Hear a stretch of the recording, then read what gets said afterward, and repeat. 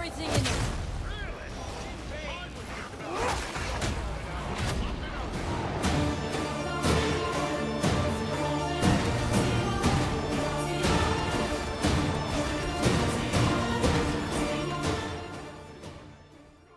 For the Emperor. Purge the heretic. Skulls for the... Did you know that this channel is Inquisition approved? And that means you have to subscribe, otherwise you will be labeled enemies of the Empire and thrown out the airlock. I happen to consider myself a fan. In fact, I'm actually working on selling my soul to buy a couple extra miniatures. But to spare my wallet for the holiday season, I decided to get into Warhammer video games. Specifically, Warhammer Darktide.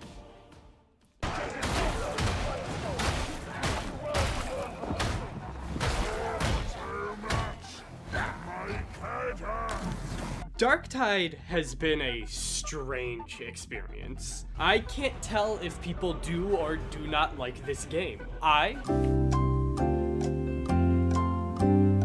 do. I did not really play this game when it first came out, nor did I carefully follow the development process of this game and the several dramas that seem to have surrounded it. I will be reviewing Warhammer Darktide as is, bugs and all. And there's a lot of bugs. For the uninitiated, you may be asking, what is a Warhammer? A tabletop mini-based war game. And to give you context to a bunch of nerds rolling dice and spending a shit ton of money, there is lore. Like, so much. Especially if you really like this guy named Horus, there's like more than 5 books. Now, I'm not gonna sit here and give you a cover-to-cover explanation of the lore and timeline of Warhammer 40k. Sweltering abs. But I will give you a quick little rundown, so pull out your pencils and papers, because this will be on the test. World starts with war in heaven. We've got space elves, orcs, robo-skellies. Skellies are taking a big long eep time in planets far, far away. Elves got a little too horny and spawned a god. There's 4 different chaos gods. Me after Taco Bell. When the beat drops so good you flay someone alive. Murder, death, kill. I don't really have a god for Zinch. He kind of inverted my skeleton, and I really don't have much to say beyond that. There's the several races and factions within the Warhammer universe. We've got Space Elves bad, Space Elves fuckable, Blue Man group with lasers, bugs, orcs, orcs, orcs, orcs, orcs, orcs, and humanity, these guys. Then, within humanity, there was like this big kerfuffle, and now Big E himself is slowly rotting away, sustained on a lot of souls per day. That's a lot of dead kids. Humanity has now slowly devolved into a xenophobic, religiously zealotous freaks that hate everyone that isn't them and kill anyone that don't worship their god. That takes us to this woman, who you may see in the trailer for Warhammer Darktide. Ship mistress and member of the Inquisition and absolute gilf. Inquisition, not as the hit RPG from BioWare, but humanity's secret police that suss out heretics and traitors and people who are not loyal to the God Emperor himself. They also have the ability... This absolute gilf is the head of the ship over the hive city of Tertium. What's a hive city? It's like New York, but only slightly better. The ship mistress and several high-ranking officials upon this ship have assembled a task force. A task force assembled out of delinquents, troublemakers, and, like us, totally not escaped prisoners. And now, it is you and 3 other people's problem to deal with the recent Daddy Nurgle issue plaguing the city. In the game Warhammer Darktide, there is 4 different classes at your disposal, from Guns McGunman to Ogryn. Just Ogryn. In the Empyrean of Man, the Emperor's rise and conquering of the galaxy is the be-all, end-all. Whether or not its denizens get to see that rise and conquering of the galaxy, not the biggest priority. And that takes us to you and your group of 4, who the Inquisition couldn't give honestly 2 shits about. Thrown headfirst to slay tons of cultists, this guy scans some boxes, and if we're lucky, stop a train. But who is you? You get a selection of options to make your soon-to-be dead grunt. You get to choose your homeworld, childhood, and why you're in jail. And after a series of unforeseen events, you are freed from prison, thrown to work your way up the corporate ladder and to fight the true enemy, capitalism. Each mission is usually 30 to 40 minutes long and are broken into 3 or more parts with a lot of death in between. In Darktide, you'll drop in with your team of 4, given a primary weapon and a gun, because yes, my good sir, ma'am, and anyone in between, your primary weapon is not the gun. Who do you think you are, some high-ranking official? We gotta work to earn the blessing of the Emperor. Because we start the mission with full ammo, but it takes bullets to kill people. A lot of bullets to kill some people. So it's up to you to scavenge the ammo from the scraps of a Toma. And if you run out, well, that's why melee is your primary weapon. Because when shit hits the fan, you're going to need it. The gameplay slaps harder than Angron in this game. There is a lot of pillars that this game stands on. And the gameplay is probably one of the strongest pillars of Warhammer Darktide. If your game is gonna have guns, those guns better be good. And Warhammer Darktide's guns...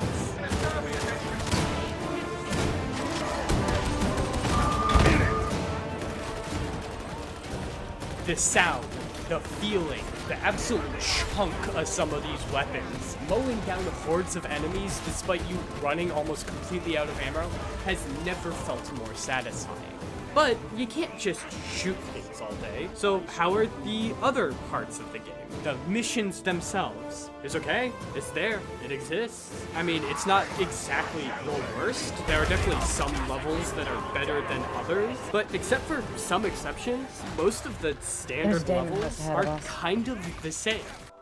Warhammer Darktide's levels usually follow a basic three-step process. You pick your class, you drop in, and you go from point A to point B, killing anything that moves along that path. Then, during point B, you have a grandstand of some sort while you do a mini-objective, after which you then go from point B to point C, have another mini-objective, grandstand, and such, and then from point C to point D, that usual last point being the big finale of the level, the cinematic masterpiece where enemies are relentlessly thrown at you as you try to complete a larger and harder objective. And this structure isn't necessarily bad, it's just not the strongest part of Warhammer Darktide. I think its gameplay aspects shine in the myriad of other ways the game presents itself. These mini stands usually aren't the most complex things. Most of the time it's just transporting a power cell to one point to the other, or waiting for a bar on your HUD to take up, occasionally fixing it every so often and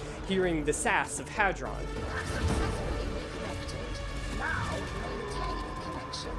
It's usually in these last grandstands, the final momentous moment of the level, that all the, I think, punch is put into each level. Some final stands usually are just killing relentless amount of enemies while you wait for a bar to tick up, but usually they'll spice it up. There's some boss battles where you kill a guy, depleting his shield, doing like 10 points of health and doing it over and over again. You've got other ones that usually have you traveling around. There's a repeating pattern of you'll go to one point, these chaotic tendrils will pop out, you kill the tendrils and then kill the main eye afterwards, or it's just a basic stand your ground and don't die. Everything in between is alright. It's not bad, it's not amazing by any aspects, but it serves its purpose. What really makes Warhammer Darktide fun to play, I think, stands a bit outside of just the basic level structure and design. And while the level design, I don't think is the strongest suit of Darktide, its art design is. The Hive City of Tertium looks gross. Tertium looks like it's on the brink of falling apart. Pipes and panelings and electronics just hang from every which way. The place looks clattered together and cramped. Everything smushed together so you can fit billions of people inside a city that literally pierces the heavens. And that's what it should look like. It should look like Asmongold's room. A hive city is disgusting, a hive city is cramped, it's gross. And the developers nailed this like a hammer on the head of a child. And then there's Nurgle. You're fighting Nurgle's forces, Poxwalkers, Corrupted Guard, and the occasional Chaos Beam. And they make Nurgle look gross. Places infected and oozing with Nurgle corruption are just mounds of flesh with eyes and viscous liquid every which way. Every time you smack a Poxwalker or a corrupted being, it just oozes with maggots and not even blood, but some kind of yellow liquid. Not only does Atoma look like a Nurgle-infested hive city, and honestly, I don't know how you'd do another one. I mean, Khorne is just blood. Lots of blood. Tzeentch is mind-bending horror. Slaanesh would get your video game removed off of Steam.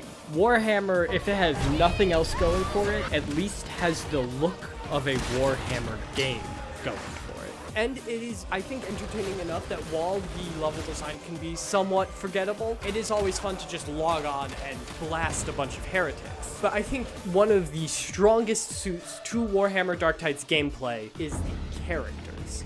Warhammer Darktide has 4 classes. You have Gunsmith Gunman, the Crazy Woman but religious, and Ogre. Just Ogre.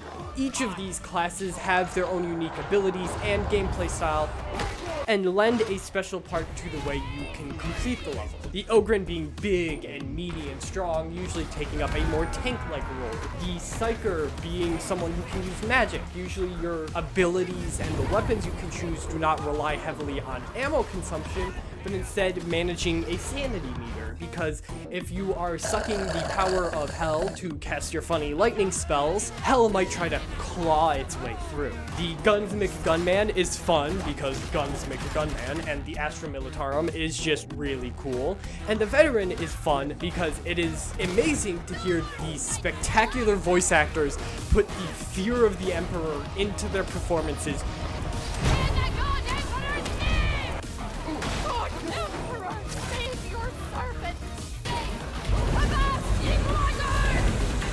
All these classes combined create a really entertaining environment and gameplay loop of Warhammer Darktide. Having to level each of these classes, spec into the several perk trees, getting access to the more unique weapons that the Psyker and the Ogre get, they're really entertaining, and I think this is where Warhammer Darktide shines. These classes are entertaining as hell, and one of the strongest points of this game. And to add even more to their strength, the voice actors for each of these classes are incredibly good. They are putting the work of the Emperor into their performances. You see, when creating your class, you get access to 3 different voice packs. Each of these voice packs not only impacting the voice actor you get, but the type of voice lines that can be triggered idling around in the game. You've got the insane Psyker that sees the God Emperor almost as an imaginary friend he has. You have the grizzled and stoic Cadian Veteran.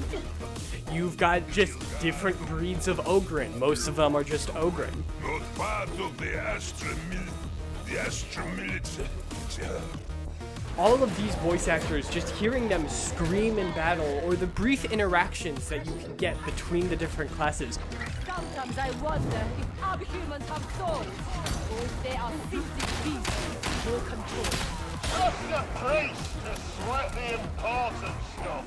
If Ogren have souls, his biggest and are incredibly entertaining and put a lot of life into these characters. Because there is nothing more than Warhammer is than aesthetic. Not the nice barn house white walls aesthetic, but the grimy, gritty, everyone hates each other aesthetic. The voice actors make these characters feel alive and even more fun to play. But overall, as the game is now, as a game that shows the grimy underbelly of the 40k world, as a game that shows what it's like to be an individual person, not a grand space marine, but some guy who's just desperately trying not to die in a hive city, as a game that lets you hack through countless enemies with a wondrous cast of characters and weapons, this game's pretty damn good. So pick up that lasgun soldier, sharpen your shovel, because there is Plague Ogre right over there, and now it is your job to kill it. Anyway, thank you all for watching this video. I hope it was pretty good. It's the first time I've written a video script in a while. I'm gonna see if I can slowly try to get back into this whole YouTube thing in the new year. So here's to hoping it works out. I've got some ideas, I've got some games I've been playing, and I've also got a real boy job, which makes making these videos already slower than I already was beforehand. So here's to hoping.